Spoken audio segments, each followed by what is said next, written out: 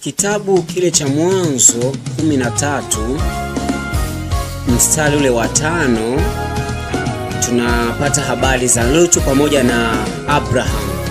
Sasa Lutu alipata baraka kwa kuambatana na Abraham. Yaani alipata mtu ambaye amebeba mbegu ya ukuu na anatafuta na kufuata maelekezo ya sauti ya Mungu. Ambapo sasa kwenye maisha yake akajiambatanisha naye. Nini tunachojifunza hapa? Ni muhimu sana kuchagua unafuatana na nani. Wengine huwa ni chanzo cha kukusaidia kufanikiwa na wengine huwa ni chanzo cha anguko lako.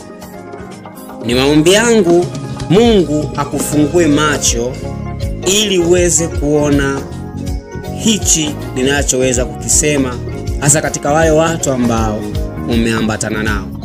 Hosti wako hapa Mfarisayo katika saa na hekima ya neno.